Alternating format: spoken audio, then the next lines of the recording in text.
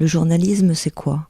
La vie, la traversée des mondes, culturels, identitaires, sociaux, professionnels, politiques. La traversée du temps, celui des drames, des colères, des révoltes, des joies, des victoires. Rencontrer l'homme, ses souffrances, ses haines, ses combats, ses ferveurs, ses grandeurs. Le journalisme, est-ce s'imprégner du monde sensible, subtil, se fondre dans l'alchimie du lieu, des vies, des hommes, de l'instant? Est-ce un défi, donner à voir, à entendre, à vivre, l'essence de l'échange, le traduire, s'effacer? Drôle de coïncidence, ce samedi 14 avril 2012, place du Marché à Poitiers.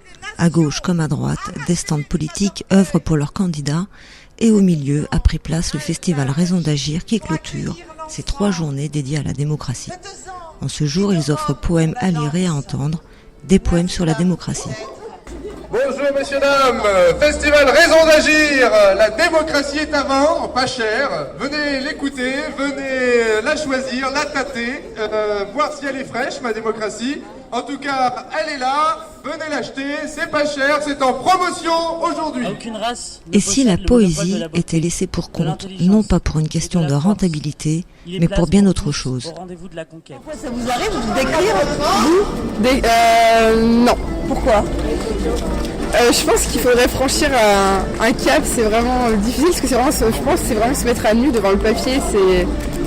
Enfin, je sais pas, la poésie c'est très très personnel. Je sais pas, ce serait vraiment se mettre à nu devant le texte. Il est évident que la poésie, elle est de nature à créer le lien entre les êtres, mais aussi le lien entre ce qui est en soi et ce qui est autour de nous. Et c'est pour cette raison qu'aujourd'hui, c'est une journée, enfin, notre prestation a quelque chose, me semble-t-il, d'essentiel, parce que je crois que la poésie a une vocation politique, au sens noble du terme. C'est se dévoiler qui... Oui, c'est se dévoiler qui fait peur.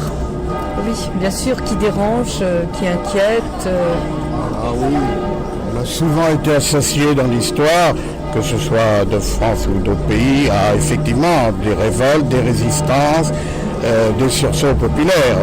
Les grands poètes connus qui restent encore, des gens comme, enfin non ils sont morts, mais enfin, Neruda, Hikmet, Darwish, étaient identifiés effectivement à leur peuple. En France, il faudrait remonter à l'époque de la résistance pour retrouver aussi cette foi ou chose comme ça. Et la poésie, c'est la ferveur, c'est la foi, c'est ce qui fait rêver, c'est ce qui fait croire, c'est ce qui permet de battre, de combattre, de continuer. C'est la conviction, la poésie. Et qui nous fait chercher des mots pour tenter dans la foule d'aller réveiller en chacun le poète qui s'est tué.